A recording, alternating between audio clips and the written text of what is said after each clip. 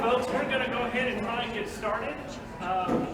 What we may need, if you've got an empty seat next to you, can you raise your hand to see it? There's a couple of seats right over here.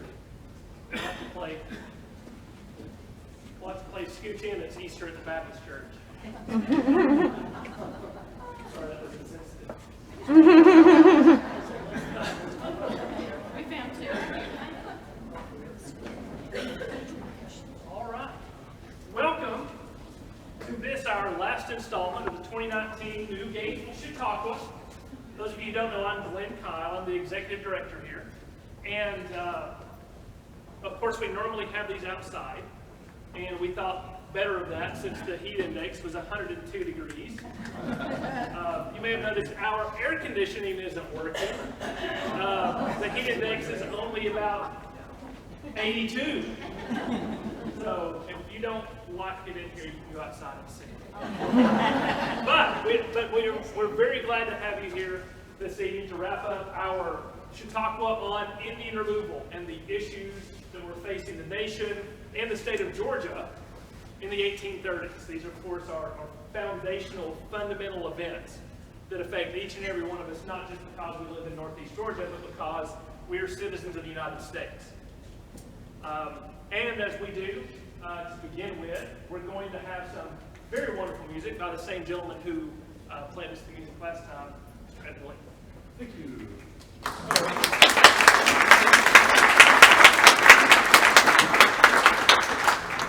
Well, you definitely have the hottest ticket in town, right?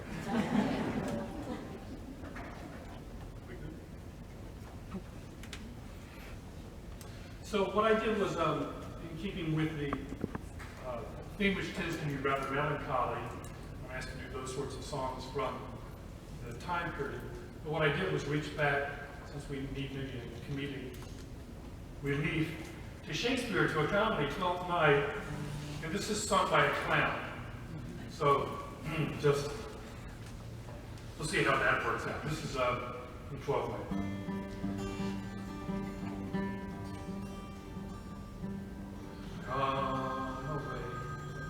Come away, death, and in sad silence let me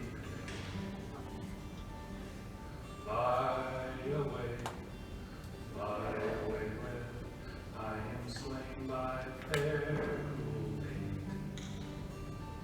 One shroud of white stuck all in you. Oh, prepare it. My heart of death, no one so true did share it. Not a flower sweet on my black coffin that berries grow. Not a friend greet my poor corpse where my bones shall be thrown. A thousand sighs to say, lay me all there. Sad true love never find my grave. Do we dare?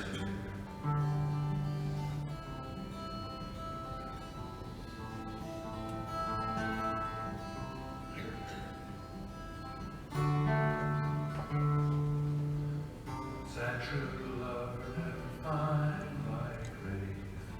Do we dare? Let's say Shakespeare's idea of comedy for the evening. Then this next one, though, a lot of people will be familiar with. It's definitely from the period we're talking about. And it's written, the way it was delivered is really almost in Scots Gaelic, which I looked up the translation is something like, where are you? Scooby-Doo, where are you? And the rest is a mystery. I don't know.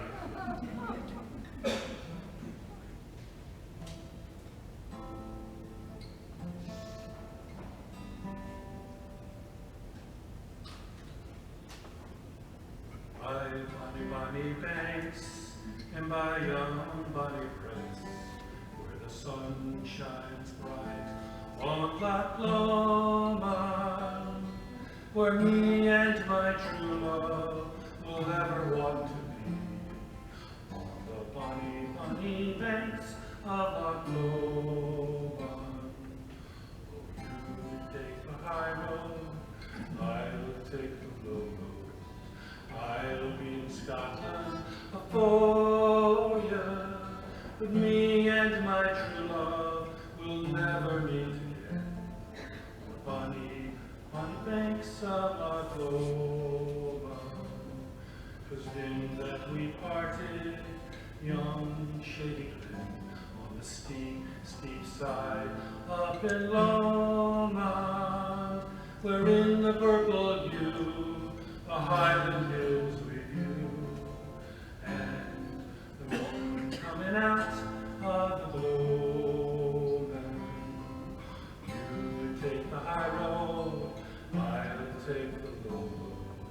I'll be in Scotland for ya, but me and my true love will never meet again, on the bonny, bonny banks of Oklahoma.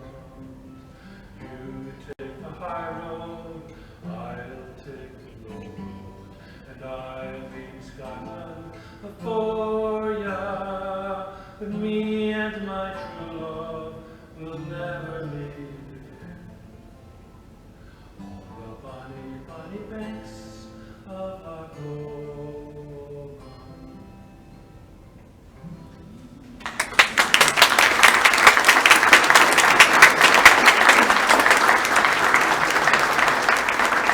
Year 1841.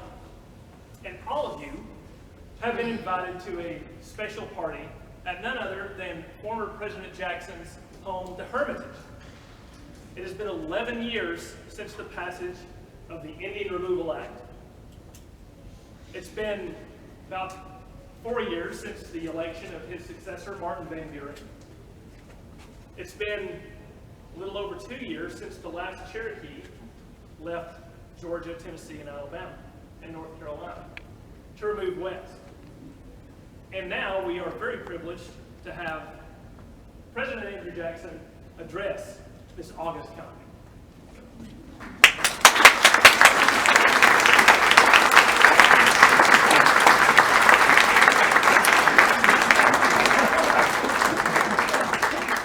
I am given to understand that depending upon which newspaper or book or pamphlet or handbill that you read, that I am a patriot and a traitor, a great general and a cowardly private, an elegant writer, and a simpleton who cannot spell words of more than 2 syllables. A democratic autocrat. An urbane savage. In other words, I am Andrew Jackson.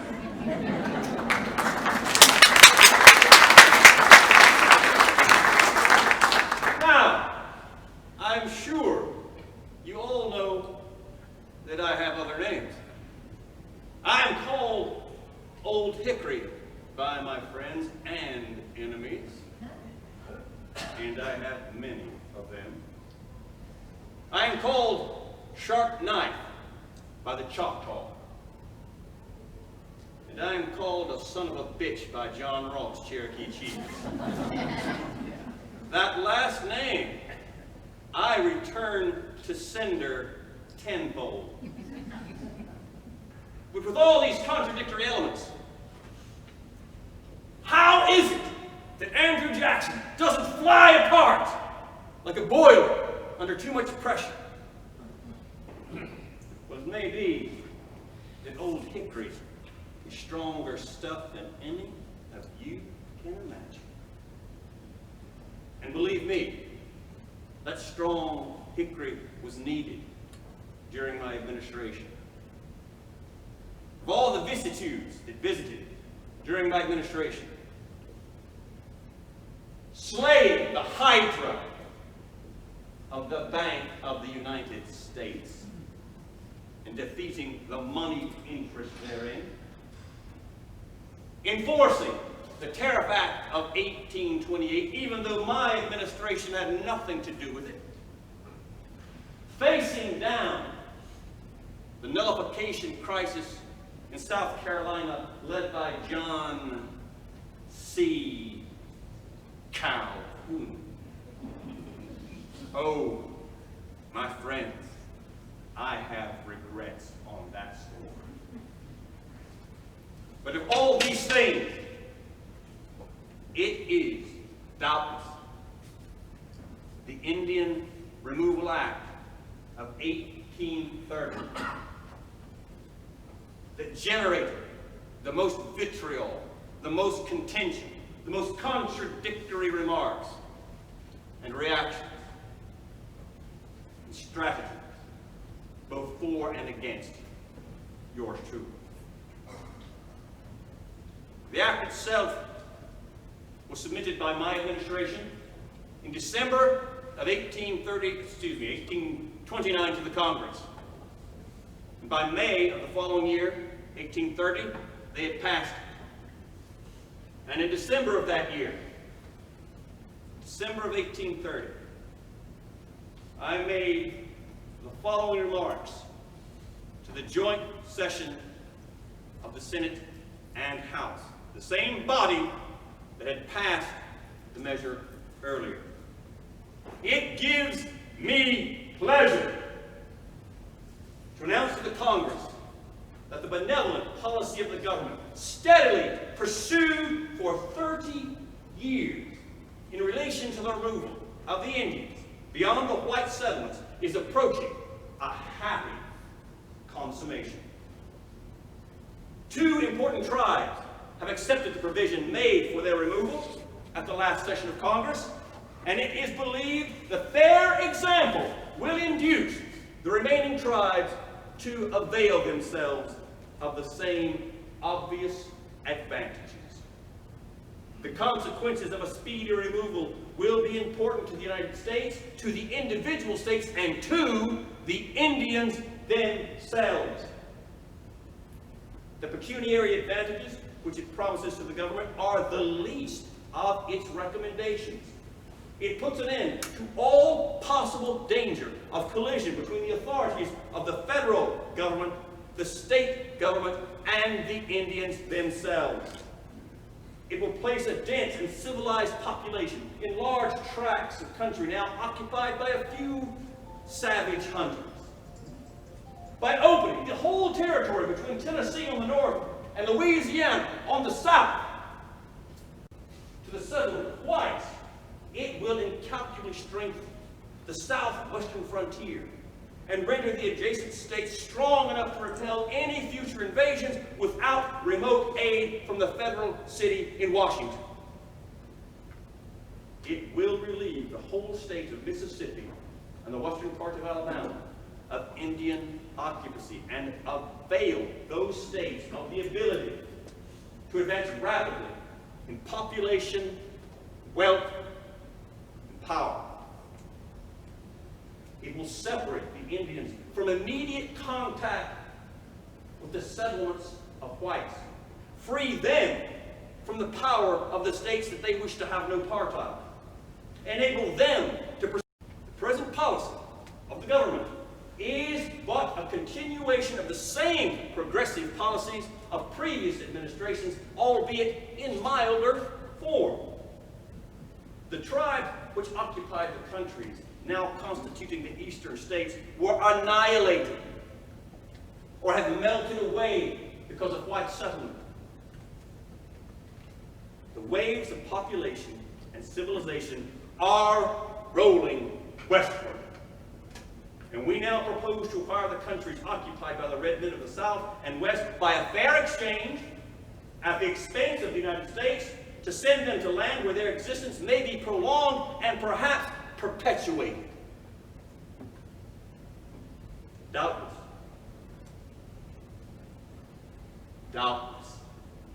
it will be painful for them to leave the graves of their fathers. But what do they more than we did with our ancestors, and that our children do now? To better their condition in an unknown land, our forefathers left all that was dear in earthly objects. Our children by thousands yearly leave the land of their birth to seek homes in distant regions. Does humanity weep at these painful separations from everything that the youthful heart, both animate and inanimate, has grown attached to? Far from it. Far from it. It is rather a source of joy that our country affords scope where our young people may range unconstrained in body and mind, developing the power and facilities of man in their highest perfection. These children of ours remove hundreds in almost thousands of miles at their own expense, purchase lands they occupy, support themselves at their new homes from the moment of arrival. So can it be cruel in this government when, by events which this government cannot control, the Indian is made discontented in his ancient home? For us to purchase his lands, to give him a new and extensive territory, to pay the expense of his removal, and support him an entire year in his new abode. How many thousands of our young people would gladly embrace the opportunity of removing west on such conditions? If the offers made to the Indians were extended to our children, they would be hailed with gratitude and joy. And is it supposed that the wandering savage has a stronger attachment to his home than the settled, civilized Christian? Is it more afflicting to him to leave the graves of his father than it is to our brothers and children? Rightly considered, the policy of the general government toward the red man is not only liberal, but generous. He is unwilling to submit to the laws of the states and mingle with their population. To save him from this alternative, or perhaps from utter annihilation, the general government kindly offers him a new home and proposes to pay the whole expense of his removal and settlement.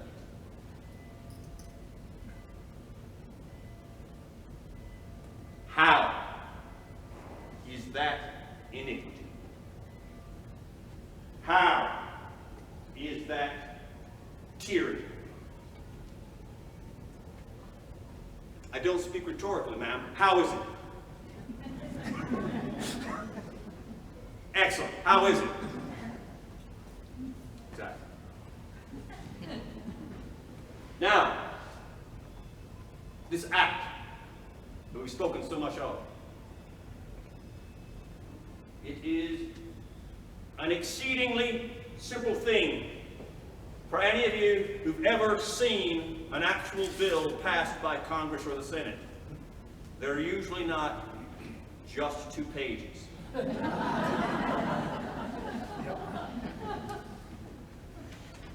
2 pages, 7 sections.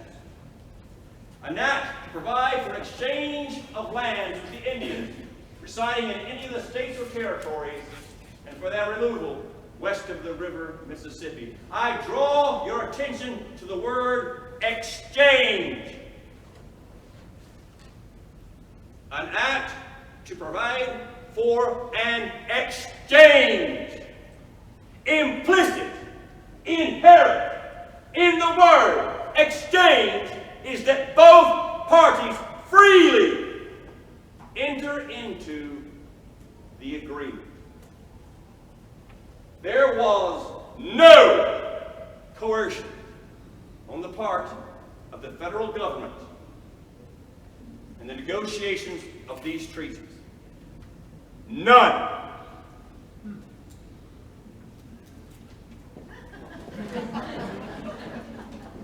We'll talk later. I've marked you. We'll talk later. We'll talk later. 7 sections. But let's enumerate them briefly.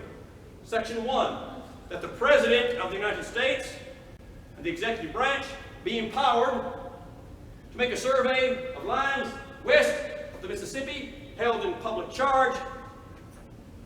Section 2, that such lands so surveyed can be, by the authority of the President of the United States and his administration, exchanged with Indian nations for their lands of equal area east of the Mississippi.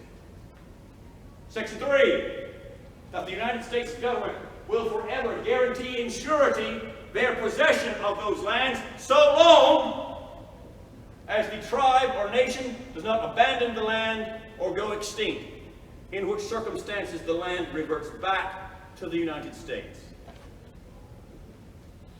Section 4, improvements of added value upon the land, such as houses, pigsties, chicken coops, grist mills. Any improvement upon the land will be evaluated, and the tribes will be given fair value for any improvements made upon the land they are exchanging. Section 5, the federal government will pay all removal expenses and all subsistence and living expenses on the new lands for every tribe member for the first year of residence thereon. Section 6, the new nations are to be protected in their new lands by the federal authority from any encroachment or attack by other Indian nations or by any person whatsoever. That clause was put in because of the state of Georgia. Georgia deserves a special place somewhere.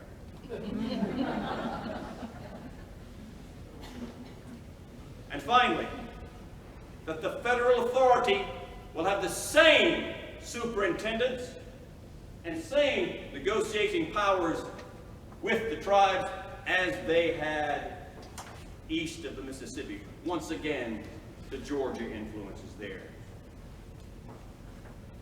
Are you getting the drift that perhaps they didn't respect the boundaries and thought they could set the boundaries instead of the federal government? And as head of the federal government, how do you think I might react to that? So that is the act. The speech I gave before Congress, the rationale behind it. How did this turn out in application? The tribes of the Northeast were virtually gone by the time this act was made. Chippewa, the Ottawa, and one other whose name escapes me at the moment, were the only ones affected. They were incredibly small tribes, easily accessed and acquiesced for movement. It is the 5 tribes of the southeastern area of our country that were most affected. And in order of their treaties, the Choctaw, the Treaty of Dancing Rabbit Creek, Chickasaw, the Treaty of Pontac Creek, the Creek, the Treaty of Cassetta, the Seminole, now and again with the Treaty of Payne's Landing, and the one that I know you are all most familiar with, courtesy of John Ross. Say it, Matt. Now, what's the name of the treaty? What's the name of the treaty? The Treaty of New Echota. The Treaty of New Echota with the Cherokee. Those are the 5 in order. All had the same basics in provision. All treaties exchanged at least the same amount of land east or west. The Choctaw, being savvy negotiators, got more than they had. All got their compensation for value-added structures. All had their expenses of removal and transportation and subsistence paid. Some administered it very well. Others, John Ross, failed to administer it utterly. More of him in a moment.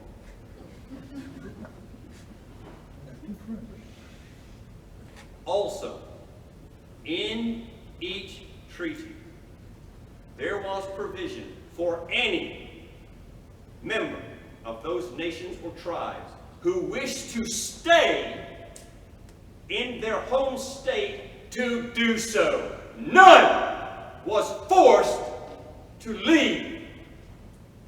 However, if they wish to stay, they must become a United States citizen and give up any claim to lands west of the Mississippi. Upon becoming a United States citizen, they would receive a cash allotment and acres of land. All tribe treaties had all these provisions, and yet John Ross claims he was forced on a death march. Let us look at the marches of each tribe. The Choctaw removed first and earliest, having procured the best land. They removed in 3 waves. Their first wave had hundreds of deaths from cholera. Guess how many deaths there were in the United States total from cholera that year, and in Europe that year? Thousands! There was a cholera epidemic going on in the entire continent and in Europe. But please, put those deaths at the feet of my administration, because surely I control pestilence, because I am the God of death and war. The second 2 waves of the Choctaw removed with no deaths. The Chickasaw. The Chickasaw negotiated a very interesting treaty. They eschewed the government paying for their removal and their expenses, got a higher lump sum settlement, bought their own land from the Choctaw, because the Choctaw have the best land, and removed themselves with no deaths. The Creek, upon signing their treaty, some of them had what might be termed cold feet, and there was an incipient rebellion, but troops were sent in and calmed it down, and the small number of Creek that were there were removed in good order with no deaths on the journey. The Seminole are a special case. Their internal divisions rivaled that of the Cherokee, perhaps exceeded them, but the Seminole internal divisions led to bloodshed among themselves before removal even occurred. Several chiefs signed a treaty of Payne's Landing saying they would move, then had a change of heart, then changed heart back, and then Osceola murdered 2 or 3 of them, and the rest of them fell in line to his way of thinking, and the Seminole War continues to simmer. And finally, we come to the Treaty of New Echota, negotiated in December of 1835 the Cherokee National Council had full representation at New Echota. To be sure, the entire population of the Cherokee were not there to vote on the matter, because that's not how representative democracy works. It was never intended for the entire population of the Cherokee to assemble. Do we have the entire population of the United States assemble in Washington, D.C. every time there is a law to be passed? The answer is no, we do not. And yet, John Ross holds it up that because majority, the population could not credibly be said to be represented at New Echota, that the treaty wasn't valid. How would he know? He wasn't there. The designated chief was not there to do his duty for his people. If he wished to speak out against the treaty party faction, he should have been there to do so. And this party faction, the treaty party faction, who are they? John Ridge, a brilliant, up-and-coming politician, his cousin, Elias Boudinot, and the great man himself, John's father, the Ridge. That was his name. He was simply called the Ridge because he was like a mountain when he fell upon his enemies, and he was enduring as a mountain in his negotiations. Now, he did acquire a nickname of some sort when he fought with me in the campaigns against the Creek in 1813 and 14. He became known as Major Ridge. And when Major Ridge attended the Cherokee National Council, he bore more weight and had more authority and more gravitas than any other man in the Cherokee Nation. And Major Ridge affixed his approval to the Treaty of New Echota. If that doesn't mean it's legally binding, then nothing is legally binding. And so what follows on? John Ridge, Major Ridge, Elias Boudinot, and their parties assembled, to be granted, a minority of Cherokee citizens, and did lead them to their new lands without any deaths. The majority of the Cherokee stayed behind because John Ross, who is a honey-tongued orator, I will give him that, assured the people, assured the Cherokee, I will make sure this removal act is rescinded. And then when that patent impossibility failed to materialize, I, John Ross, will delay removal for our people. I will delay it 5 years. And when that didn't happen, I will delay it 2 years. And when that didn't happen, I will delay it 1 year. And when that didn't happen, it was too late! The deadline for removal had come, and John Ross was piddling his time and his tribe's life away in useless negotiations in Washington, D.C.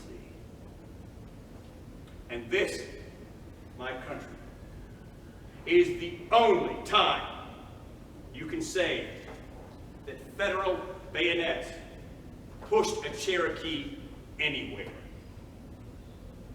It was time for removal. Nothing was going to stop this. I wasn't in office. That's how successful the delays Ross had been. Federal bayonets did indeed move the Cherokee to staging areas and staging grounds. Stockades were built as temporary residences, while wagons and provisions were being procured. And it was at this juncture, weeks and weeks past the ideal time to start the journey, that Ross shows up, waving the piece of paper granting him the authority to be in charge of transportation, lodging, and removal. What a brilliant victory. The same thing that was already in the treaty. As I said, they were already weeks and weeks behind schedule. But also in that paper was the authority for John Ross to award the contract for supplying transportation and food to the Cherokee on their journey. And he gave the contract to his brother. That wasn't nepotism. That was just the Indian way. We whites don't understand that. Bullshit.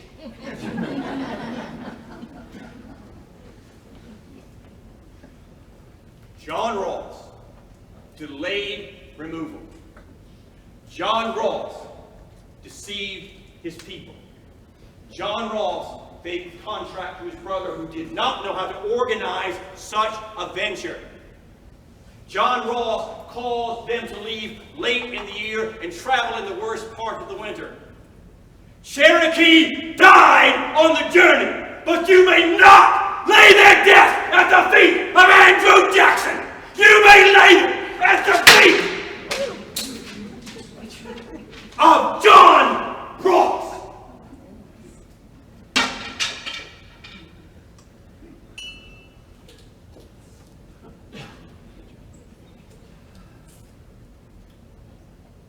So now, I am more than happy to discuss this issue with anyone who'd like to.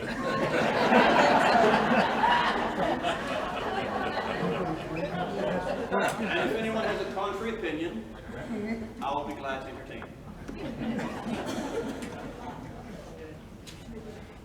Now let us begin. People with things, as people speak into, let's begin.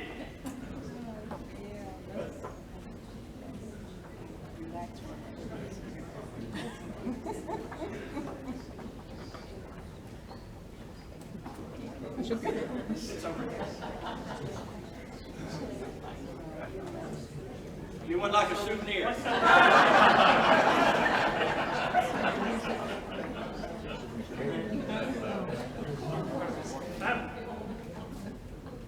Here you go, miss. I have one here. Yes. Mr. President, I'm no longer in office, just Mr. Jackson. I call Mr. Carter President. I don't know who that is. What's your question? You asked the difference between white people leaving their graves and fathers behind and the Cherokee doing the same. I would say one was voluntary, the other not. I would say both are voluntary. Weren't you listening to my screed? Occasionally. That's the best way to listen to me. Over there. What role, if any, did the federal judiciary play in the challenges to the act?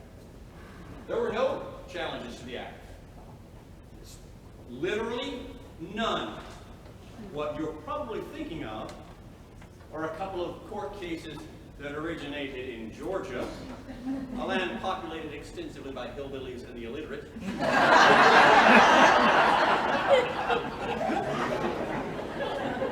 There were two cases. One versus the United States and one versus the state of Georgia, both brought by the Cherokee or agents of their goodwill. The Worcester case and the other. Those cases were both about who had authority to deal with the Indian nations. They weren't about the Indian Removal Act at all. Both cases were specifically about Georgia usurping federal authority to do what it wanted to do with the Cherokee lands and nation. Now, I believe after our speech this evening, you have some idea of how I react to people challenging my authority. So how do you think we reacted with these Georgians? Well, the cases wound their way through court. The first case, Mr. Marshall simply set aside. No verdict was rendered at all. The second case in Worcester versus Georgia, where Georgia had illegally imprisoned a missionary of all things. Georgia. The case went up and Mr. Marshall ruled that, of course, Georgia had no authority to detain this man, no authority to say who could and could not go on Cherokee lands. That decision is reserved for the federal government and the Cherokee themselves. So, Worcester versus Georgia was a victory for me. It reaffirmed federal authority, and yet I have heard some people bandy about, perhaps this fellow down here bandies this about, that, oh, when the decision was rendered, Andrew Jackson said, Mr. Marshall has made his decision, let him enforce it. Why on earth would I say that? There was nothing to enforce, and the decision agreed with me. I was not against the decision. It reinforced federal authority over the state in negotiating and dealing with the Native Americans. There was nothing to enforce. It was existing policy. So that's the answer to your question, sir. I know this is all about you, but Right now it's about you, sir. What's your question? I want you to think And your outside. personal dressing. Yeah, I want you to think outside of yourself. You mentioned that the northern tribes had almost disappeared. Why? Because of white settlement destroying. That's certainly outside of me. I wasn't there when it happened. Exactly. Next. That leads to your point about them I agreeing thought we to were this going through. Can you result. think outside yourself for a moment? Anyone? Mr. President, how long since you've been in office? Well, it's currently the year 1841. The election was in 1836. Do the math. In January 5 years. In January of '37, you went out of office. Well, March is when the inauguration was. But we rounded to the year of the election, but yes, technically. But I can believe you me. I went home in December of '36 and did not look back to Washington, D.C. I suggest that for all. Was there any further? That was. Well, I just wonder why you're not the president anymore. Someone else is. Martin Van Buren, Yeah, Mr. a Van- solid lump of a man. Why is it in your interest to care about this, other than your reputation?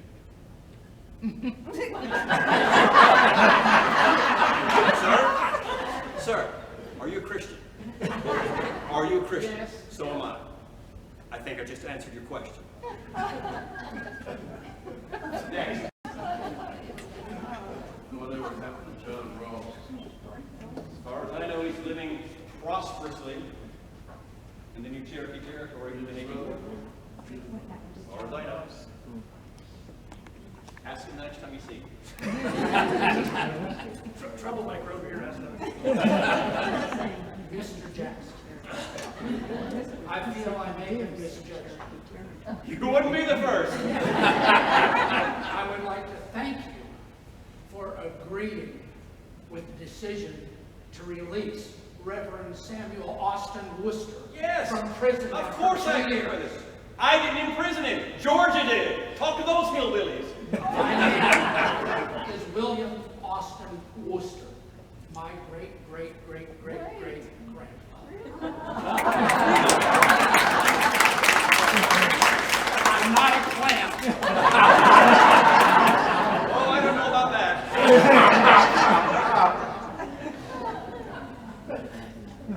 This patient woman down here.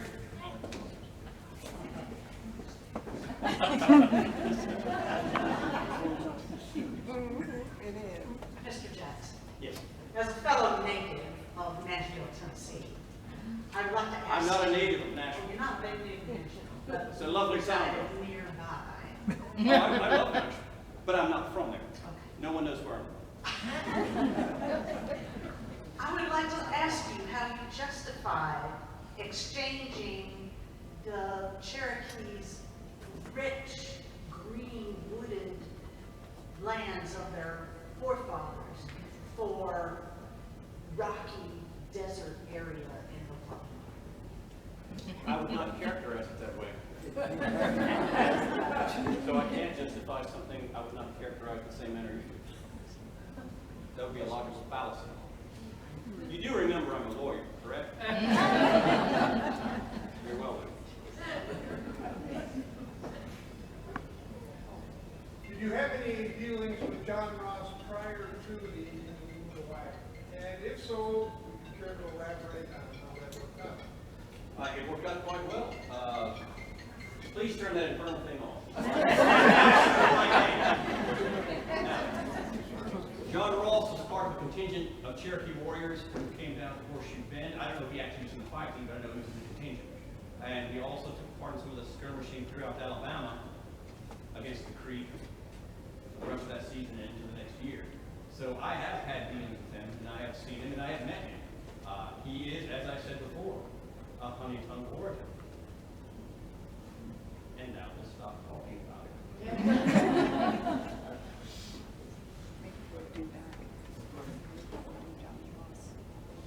Well, have I frightened you all? No more questions? Well, normally at this... yes? Do you feel you've been unfairly dealt with by history? What, the past 4 years? Not at all. I'm doing quite well for myself. Quite well. We'll see in another 4 years.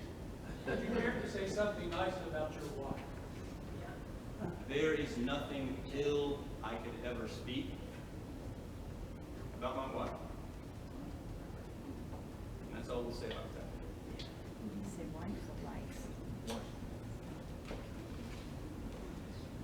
Next. Yes. You said you gave value for You are a babble under that dome. Step this way.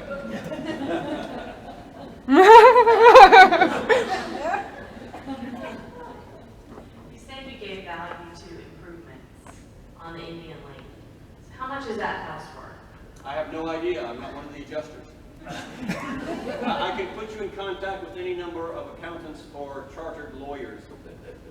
I'm not one of them. Sounds like the runaround. It sounds like I literally am not a valuator. You're asking me to do something I don't know how to do, so I'm not going to do it. That would be stupid of me to try. From what you've seen this evening, do you think I prize not being stupid? Ask that man the value of that cabin later on.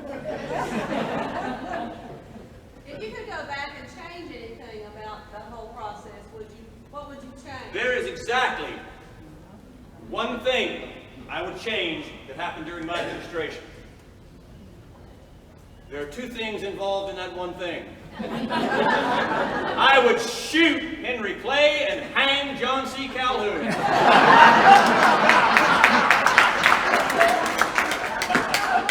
And I think that is an excellent time for me to stop speaking ridiculous accent, pull off my wig. No, wait, it's my real hair this time! And introduce you to me, Ken Johnston.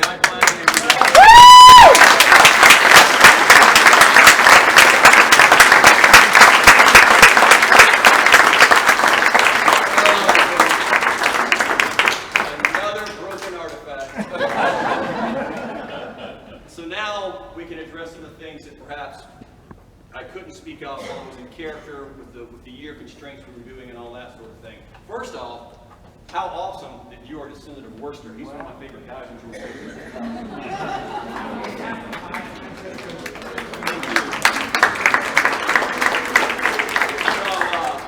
So now, I guess, same rigmarole. Any questions for me out of character? And we'll take it. Yes? I was just wondering how campaigning affected you with your mercurial disposition. Well, the way it affected Jackson was that they didn't campaign. It is not until, extremely late 19th century that a presidential candidate would actually go out and campaign. Jackson didn't campaign. He stayed at home at the Hermitage, and his operatives did the work. But that was the way it was for every candidate, for the first 100+ years of our republic. The candidate just didn't campaign. It was considered unseemly. It's incredibly hard to imagine. What else do we have? Any other questions? Yes? You played a lot of different characters. What's your favorite?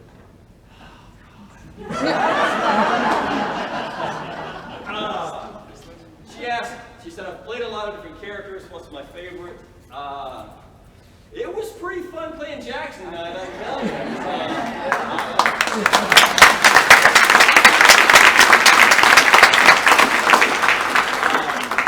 I improvised the show tonight. Yeah. And the speeches that he actually wrote, or that speech was really there, but the rest of it I just made up on the fly. No, I'm not kidding. I did. I did my research, and I knew what structure I wanted to have.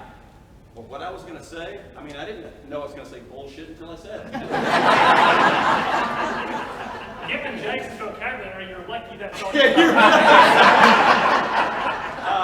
So this one was really fun. And the thing is, if any of you watched the excellent video that Libba produced in preparation for this, where we talked about the upcoming show, I said in the video, I don't think I would have liked Jackson. I don't think I would have. I did not particularly grow to like him reading about him at all.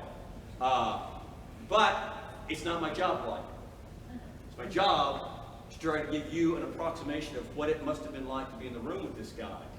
Unfortunately, I think I did.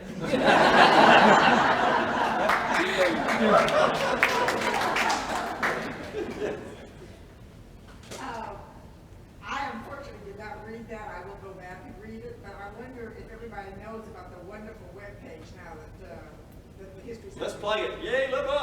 And Victor! Where's Victor? Hey, Victor! Webpage! We have a beautiful webpage now. It is wonderful. Yeah. It is easy to navigate, it is easy to read, and things like our Chautauqua event have really looked good on both the webpage and the social media Libba has done, and I think has helped our awareness and our attendance. So that is good stuff. There are a lot of things though about tonight that I was really hoping we would get into, and we did. And one of those is that Worcester versus Georgia case. If Glenn and I have talked about this so many times, if we can just get you through this series of programs to realize that it's not what the popular imagination thinks. It was not about the Indian Removal Act. It was specifically about Georgia thinking it had authority to usurp the federal government. That's what it was. And the only reason Jackson didn't come down harder on Georgia is because he was busy smashing John C. Calhoun in South Carolina down over the nullification crisis. You have to look at all of these things in conjunction. There are a lot of things going on at the same time as the Removal Act.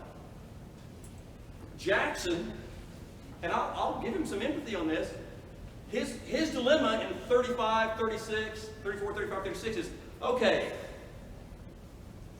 which state do I go to war against? South Carolina or Georgia? It's going to be one of them. So there's so many, I like to use today's phrase, so many balls in the air in that time period. That while I certainly never grew to like Jackson, I certainly appreciated the man who was an adept political maneuverer. And I will say this, his relationship with his wife, Rachel. He fell in love one time, loved her till she died, fought a duel to defend her honor, carried the bullet in his chest for 40 years. If that's not love. By the way, killed the other guy. Even though the fact that I don't like him, there's something about the man that you kind of go, okay. You kind of have to take him on his own terms. You want to talk about American original. In a lot of ways, now Lincoln is my boy. I love me some Lincoln. He's my favorite president. He's probably my favorite human outside of my family in all of time in existence. But it's often said that Lincoln is an American original. And I think those two presidents, in many ways, are the American archetypes. In many ways, at their best, and for Jackson, sometimes at their worst. But it's interesting to have played both characters. And there was a special urgency for me tonight to make sure I got Jackson right. Probably because I don't like him. I was like, well, then I've really got to get him right. But he's due his own merit. He really is. And that's kind of a feeling that I have that I only rarely get with these people. I mean, I always want to do a good job, but sometimes, like with Lincoln, it's just the sheer poetry of the man's soul is amazing. And with Jackson, just the sheer audacity of his existence is kind of amazing. Because, you know, the man, what I said in character, no one knows where I was born. No one does! He was born in the Waxhaw region on the border of North and South Carolina, and nobody knows exactly where. There are 3 different monuments that say Jackson. And they were all defended to death. No, this is the spot. I've been there once. So anyway, enough my yakking. Any further questions? Yes. Yes. Right, his hand went up first, and he's been waiting a long time. We'll get you second. Yes. I'm so glad to see you calm down.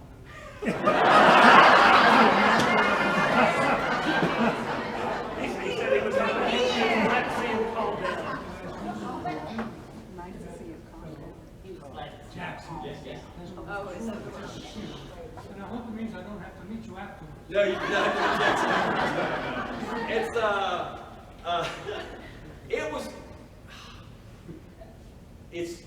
I'm not going to deny that as an actor, you really love it when you get a chance to just chew the scenery. And I got gum full of splinters right now because, I mean, I would freaking broke a cane. That wasn't in the script. I was just going to tap and it just, so the playing, the chewing the scenery, that outrageous aspect of it. I don't know, what's the question?